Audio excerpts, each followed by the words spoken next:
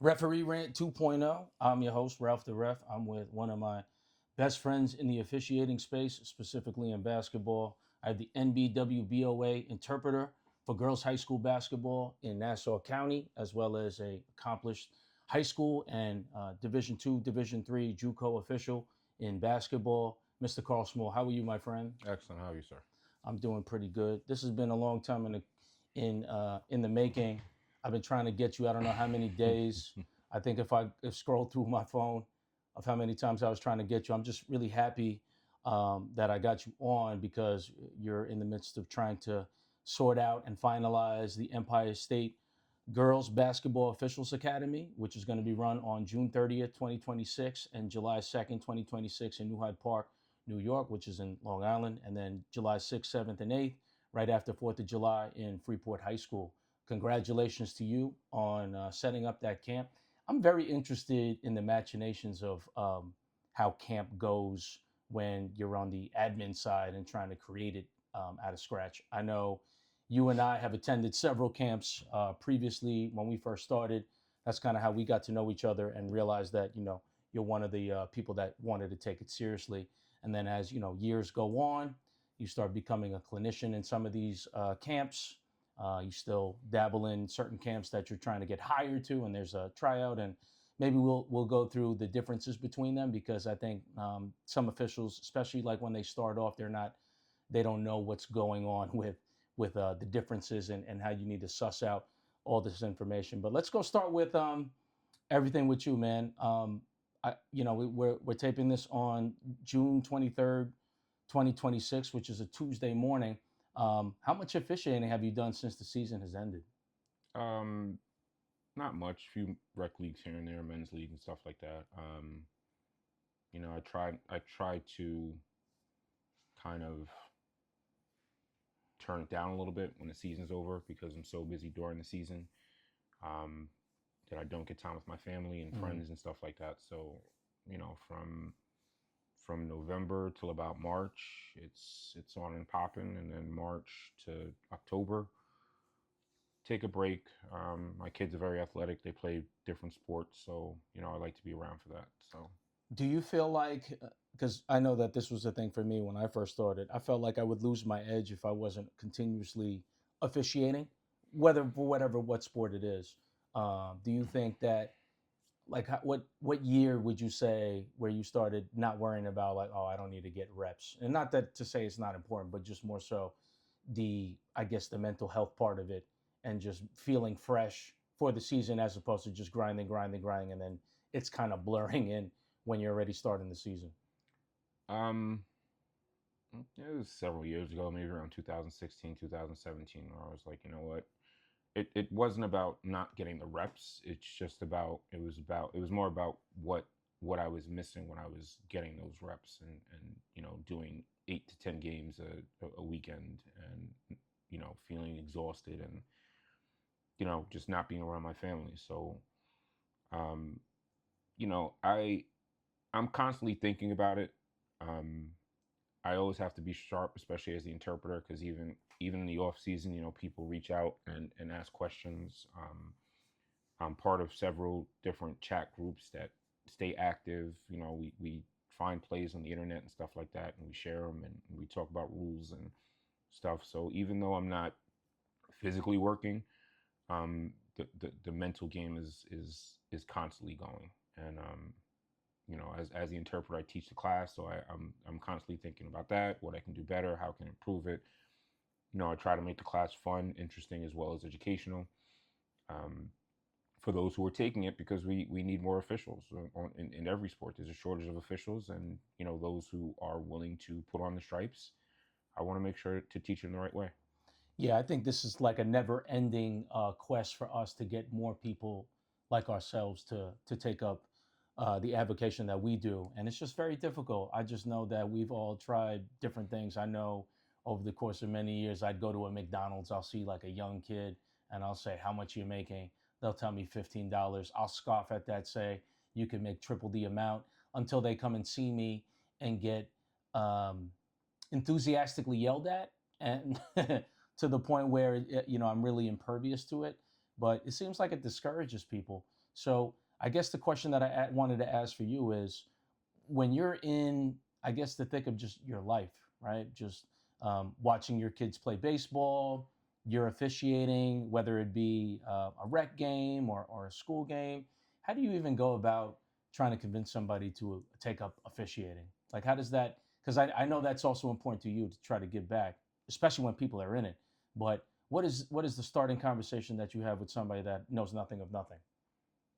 Um, well, it's kind of like you said, and you use a great term, enthusiastically yelled at. And you know, I speak at a lot of basketball camps for the kids go to and stuff like that. Some people have me come down and speak as an official and as share the rules and share rules knowledge with the players. And one of the first questions I ask is, or one of the first things I always say is, why not officiate? It's a great way to stay connected to the game. Um, every kid that plays basketball or whatever sport, they think they're going to go pro automatically. And I always tell them, probably not going to happen. Um, because there's such a small percentage. There's such a great number of kids that play high school sports. That number dramatically drops when it goes into college, and then it drops even more when it goes into the professional aspect of sports. Um, so, the one thing I say is, hey, it's a great way to stay connected to the game. A lot of kids say, no, I want to coach.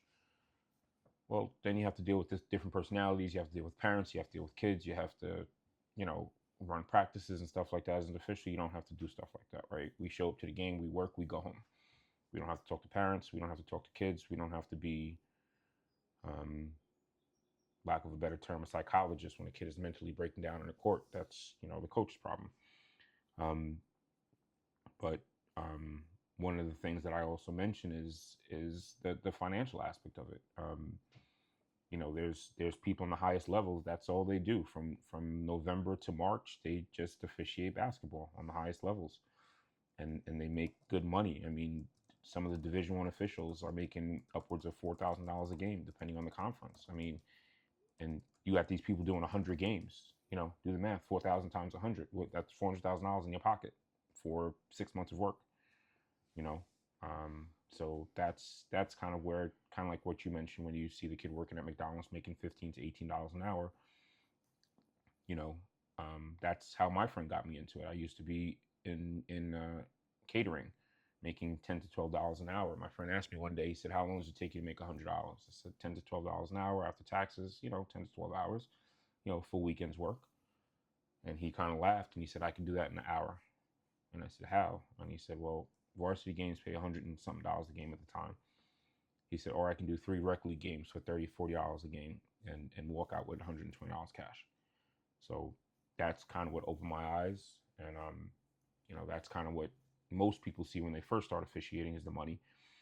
Um, and then once you start enjoying it and learning it, and learning how to do it the right way, you end up falling in love with it. Absolutely, and I feel like both of us are living proof that we're a testament to the reason why we're living it. Right, we're living it almost every day. Something that we always, I know that a lot of our conversations obviously spill to normal life, but the last probably 100 touch points that I've had with you in terms of texting you, calling you, have been centered around this camp that you just started. Right. And I feel like it's been a labor of love, because this is something that you've always kind of like had in the ether, something that you've always wanted to set up. So I'm very interested how you came up to the conclusion of starting this camp, starting with, I guess, your own experiences attending camp and then being a clinician. Let's just talk about, like, I guess, your journey participating in camps. I know I'll even share my own first camp experience. I think that was the first time like you became like a clinician for Magbo or something. But I just remember it was me and Michael Grant, and we're out there, and then I feel like, what's his name, Jim. He was like, we're gonna have 3 refs, and me and Mike were looking at each other like, no, let's make it 2. I don't know how to do that. And then I just remember thinking, wow, I just spent $250 or something that somebody was telling me that I could have done. But that was the tax I needed in order for me to learn that I needed to learn more. Right. Right. So that's where I was at. And, we talked about this offline. We would talk about this eternally, about just running your own race. Right. Refereeing is a very specific thing where it's like you have teammates, but at the same time you're also running your own race, and it's like really hard to articulate that until you're in it, because you're still competing with the same people that you're working with all the time, Right. and you might be having the same game, right? And then, as you said too, where there's a precipitous, a lesser concentrated amount of officials when you go from rec to high school to college to pros, right? Let's keep it in perspective. In the pros, let's just say the NBA, there's only 350 players, right? So if there's 32 games and then everyone's playing at the same time, there's 16 games going on, because it's not just one team. There's only 3 refs on one game, right? So there's already even a smaller pool, because a team consists of normally 15 athletes, 5 people play on at the same time. There's only 3 refs on the court. So you already know at the professional level, they're just not picking a lot of people. But let's just talk about your journey when you first started camp. What year was it when you first started attending a camp? First year I started officiating. Um, 2011, I took the class, the IABO class for Board 41 for boys basketball in New York State. Um, the instructor Don Landolfi mentioned that the IABO, the International Association of Approved Basketball Officials, held a camp every year at Rutgers University, and I was like, "Wait, there's somewhere where we can go and practice to get better?" And Don was like, "Yeah, it's called camp." And he was like, just like players go to camp to learn and improve, and teams go to camp to learn and improve, get better. He said we do the same thing. Um, so right out the gate, right out of the gate, 2011, after I passed the class, um, uh, at that time, when you passed the class, you didn't work for at least a year. You couldn't start working until the following year. You couldn't start doing your junior high games until the following year. So it was like taking the class. Now, again, I was lucky enough to have some people in my corner who put me on a path that to help me learn and get better. In my first 6 or 7 months of officiating, I was going back and forth to New York City, pretty much going to a camp per se, but I was working live games for free, and there were veteran officials on the sideline who were observing, and we would come off the court, and they would have a page, one of those big yellow pads, and it would be a page full of notes of why did you do this? Why didn't you do that? You had this play. You missed this play. You did that very well. You did this very well. Giving constructive criticism to help me improve.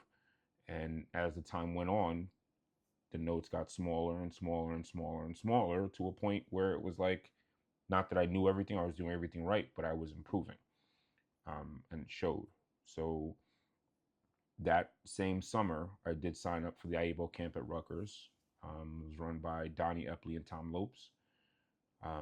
Great experience. They threw me right in the fire. Every game was 3-person. Luckily, I was doing some 3-person when I was going back and forth to the city, so I had a pretty good foundation um, regarding the 3-person system. And from there on, I just absolutely loved it. And again, the relationships that I've made going to the camps, the people that I saw going to the camps, a lot of those people I still talk to this day, or I see this day, working games with them, college, high school, and sometimes beyond rec leagues and stuff like that. So a lot of people speak bad about camps because they say, oh, it's a ripoff. People are just trying to money grab. It's this, that, and the third. And to an extent, there are camps like that. But camp is going to be what you make of it. If you go there and you're willing to listen and learn, you're going to learn and you're going to improve. Um, and again, that aspect of me being in that class, that very first day, I always said I wanted to teach.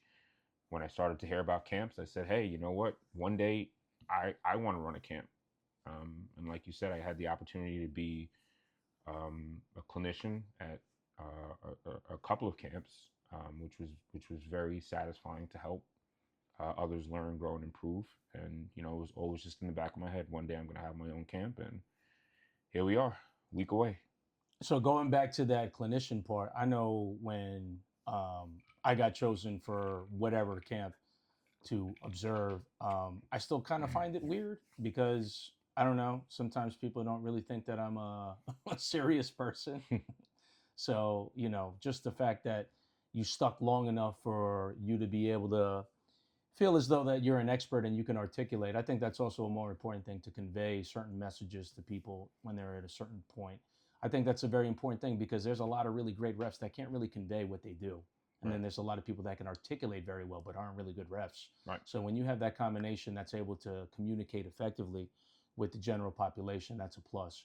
What was the first time that you became a clinician, and how did you feel about that? Did you feel, I don't know, where did your mind go with that information? It was it was with an organization, unfortunately, that's no longer around. Magbo, Kerry Donahue, and Jim Grillo. Um, they initially I was they had a class which was an instructional class to help teach officials, and they were having a camp, and they asked me to be a clinician, and I was very excited, and I was so happy, because again, it was on the bucket list. It was a goal that I wanted to achieve, and I was lucky enough to be involved with them, and they took me on. So it was very exciting, and you know to help out those officials that wanted to come to camp and learn, and it just felt it was very satisfying. So having that experience with attending camp, and then having the experience attending camp as a person that is observing other fellow officials, and now that not only are they your peers, you're somebody that also is an expert at the subject matter in which they are trying to also become an expert at the subject matter. I would imagine that those are the building blocks and foundations of you coming up with the camp that's coming up in almost a week. Um, Tell me how that started about. You were obviously kicking the tires for years and years, but why was it 2026? Like, you know what? F it. I'm going to do it this year. I'm going to really make it happen. How did that all come about? Um, Something I've been trying to figure out for a very long time. Um, you know, just to give back to the game. Last year, last year was actually the first camp that I did. We did it through.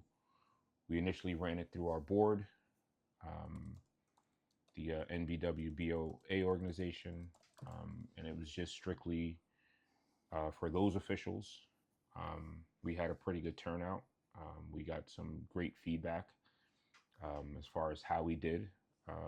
And, after that, this year, I just decided, you know what? I still have the person who assigns the tournament, Ernie Rudloff. He helped out a lot, in speaking to the people that actually run the leagues to allow us to do this. So greatly appreciate that. And this year we decided that, well, I kind of made the decision that, you know what, we're just gonna kind of blow everything up and just go on our own, and see how it fares. To see if we can help those who want to get better in this avocation, better at the three-person system.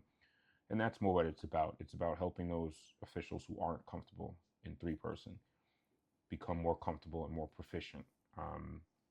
You were kicking around the word expert a few times. I wouldn't say I'm an expert.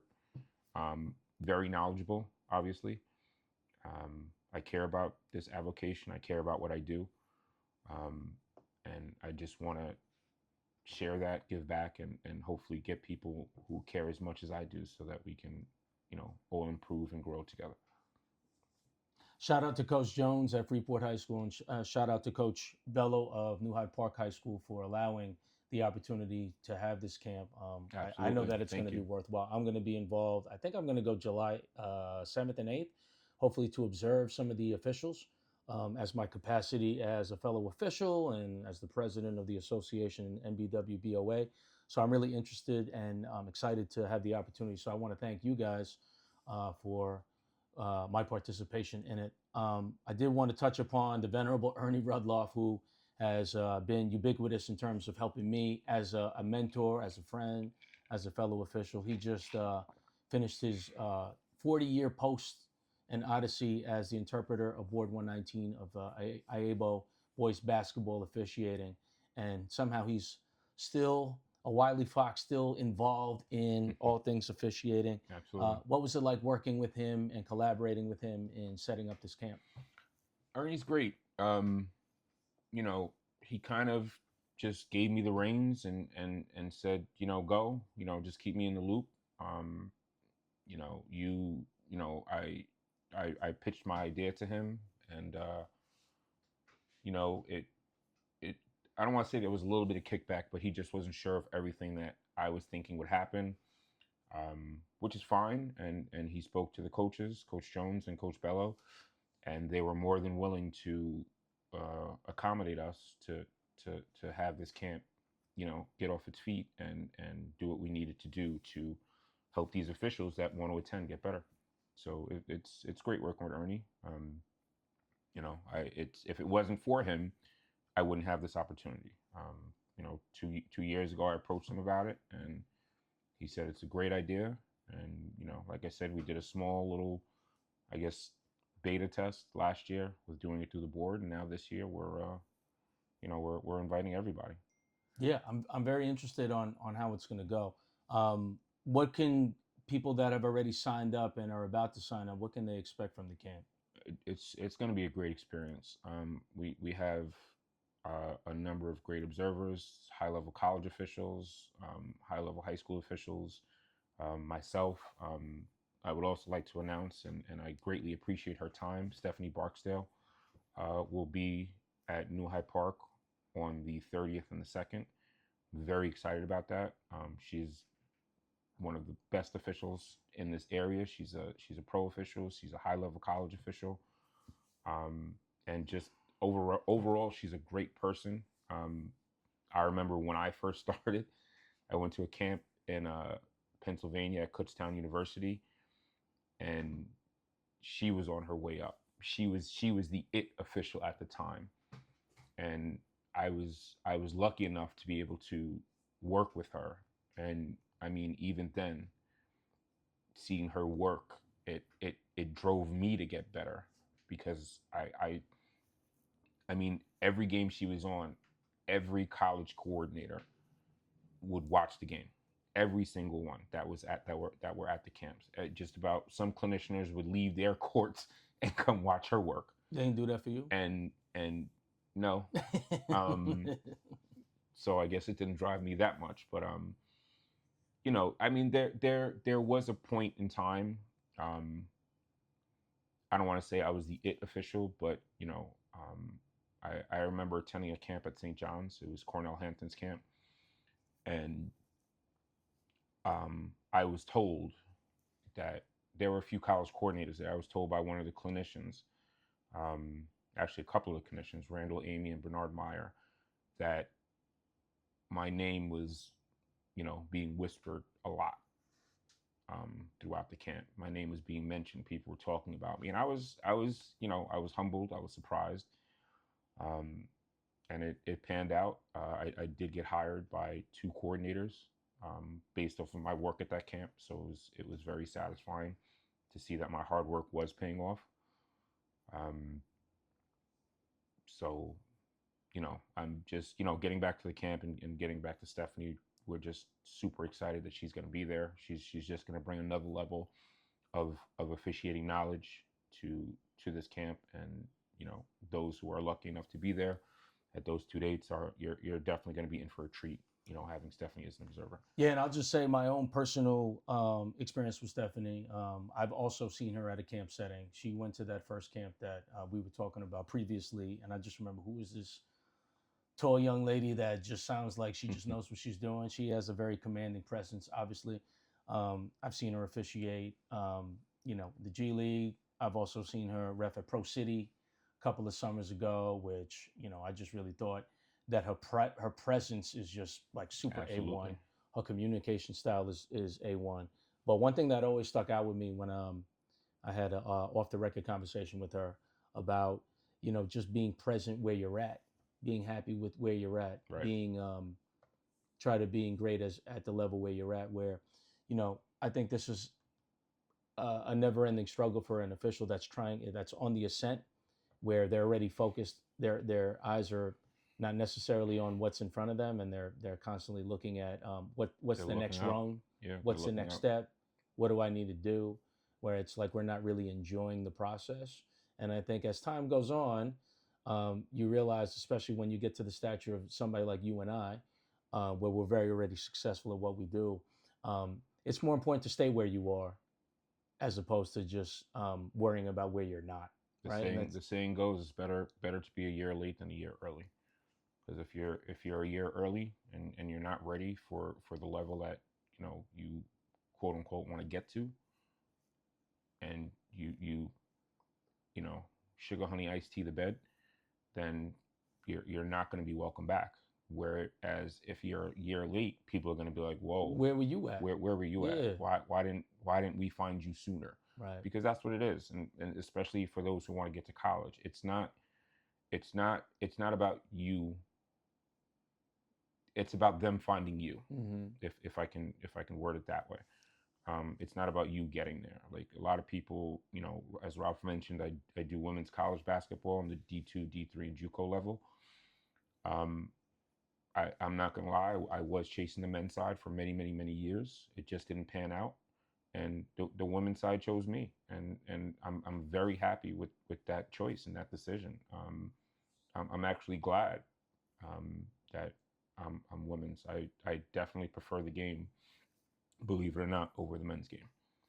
And I don't know if you agree with me on this, but I feel like the feeling of urgency has been different, especially like post pandemic of the refereeing world for me. I know that I would go anywhere. I'd go to Connecticut. I'd go to Maryland. I'll go anywhere for a game. I'll go to Westchester. I'll leave my house 6 hours early for a game that's happening at 8 p.m. And I'm sure you were doing the same as well. But I feel as though at this point in my career, I feel more important that it's not necessarily like a Broadway play where you audition to be on Broadway, right? And I feel like Right. sometimes in the beginning, you're so shell shocked of like how many ways this can go that you are auditioning for somebody.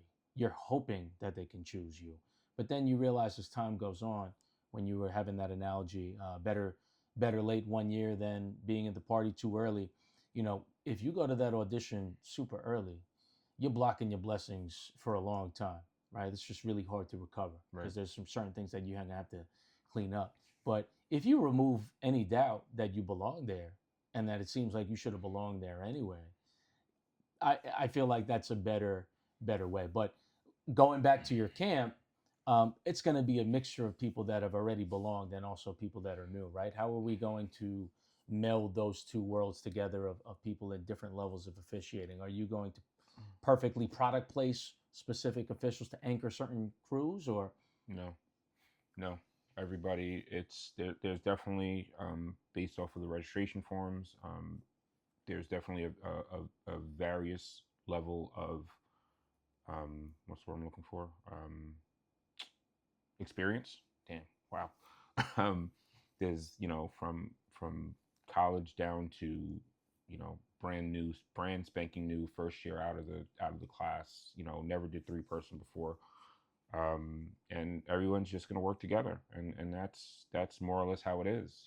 Ralph and I were talking earlier, and I mentioned, a lot of times I still go to camps myself. I just had a camp 2 or 3 weeks ago that I went to, and there were a number of officials that not are not even on the college level, right? And me as an experienced official, I'm there to help them. So that's what I'm hoping for, the more experienced officials to um, you know obviously the clinicians will be there, the observers will be there to help and support the newer officials. But the veteran officials, like, obviously we can't run on the court and be like, stand here. So the veteran officials that people are working with, they'll kind of help out, give a little head nod. Hey, you're supposed to go there. You're supposed to do that. So that's what we're hoping for. But it's going to be a good experience for everybody. You're definitely going to walk away learning something that you didn't know before. yeah, and I would imagine that, especially when you have all of these people with wealth of information. I know for me, I'm very promiscuous when it comes to like learning. You can learn in an audio book, you can learn in a book, you can learn on something that you just heard from Twitter or TikTok or whatever. Right. Never feel as though information can't come from anywhere at any time. And I definitely think that the conditions that there will be at the Empire State Girls Basketball Officials Academy will have that feel. How can people find out more information? And do you still have a lot of slots left? I know they're filling fast. We can definitely take a few more people. You can reach out to me directly. There's been a lot of advertisements on Facebook. My email address, C small interp, so CSMALL interp, INTERP at gmail.com. Again, C small, CSMALL INTREP, interp at gmail.com. Not going to give out my direct phone number on here, but best thing to do would be is to email. We can definitely take on a few more people. It's very affordable. $125 gets you 2 days of camp, guaranteed 2 games. And it's just going to be a strictly learning environment. I have invited a few college coordinators. They haven't really confirmed yet. But again, I can't guarantee someone's going to get hired. I can't guarantee someone's going to get picked up or moved on to college. We are strictly an educational opportunity.